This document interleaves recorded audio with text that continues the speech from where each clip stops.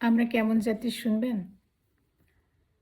বাবা বাবাকে ছেলে টাকা দিচ্ছে না, তাই সেই ছেলেকে আমরা ফোন দিয়ে জিজ্ঞেস করি, "কিরে তোর বাপরে টাকা দিস না কেন? বাপের খোঁজ খবর নিস না কেন?" সেখানে মনে করেন বাপের নিজের আলাদা ওয়াইফ আছে, সে ২য় বিবাহ করছে। তার ছেলে, তার ছেলের বউ, ছেলের নাতি, তারপর তার মেয়ে জামাই, মেয়ের নাতি, সে তাদেরকে নিয়ে সুন্দর সংসার করছে। সুন্দরভাবে খাচ্ছে। আর সে তার এই ছেলের কাছে কি উপলক্ষে টাকা চায়? বাসার ঘর ঠিক করবে, জমি চাষ করবে, বিভিন্ন উপায়ে। আর কেউ অসুস্থতা হলে তো আছেই, এ ছেলে অসুস্থ, ও ছেলে অসুস্থ, বাদ দিলাম।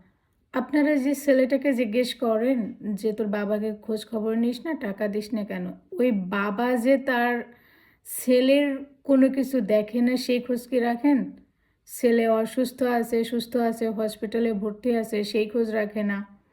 ৪ বছর ধরে বাপের পায়ে ধরে, হাতে ধরে একটা মেয়েকে পছন্দ করে বিয়ে করার জন্য সেই বাপ এমনকি ত্যায্য করে দিব এই ভয়ও দেখাইছে যে ওই মেয়েকে বিয়ে করলে ত্যায্য করে দিব।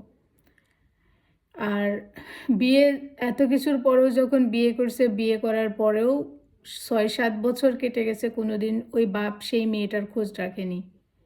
তার ছেলের বউয়ের খোঁজ নেয় না। সে কোনো খোঁজ নেয় না। এবেলায় তার কোনো দোষ নেই।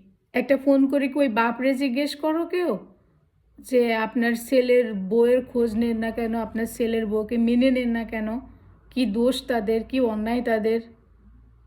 ছেলেটার অন্যায় কোথায়? ছেলেটার যদি অন্যায় থাকতো তাহলে তো একবারেই সে বিয়ে করে নিত। সে ৪টা বছর ওয়েট করে পায়ে হাতে ধরে রাজি করাইছে। আর পায়ে হাতে ধরা কি? পায়ে হাতে ধরা মানেই টাকা দাও, টাকা দাও, টাকা দাও। লাইফের এরকম পরিবার, এরকম কালচার জাস্ট ঘৃণা করি। থু! মানুষ এতটা স্বার্থপর, এতটা খারাপ কি করে হয়? এটাই আমি বুঝি না। আর আপনারা যারা কল দিয়ে জিজ্ঞেস করেন, বাপের খোঁজ নিস না কেন? তারা বাপকে যেয়ে কি জিজ্ঞেস করেন, ছেলের খোঁজ নেয় না কেন?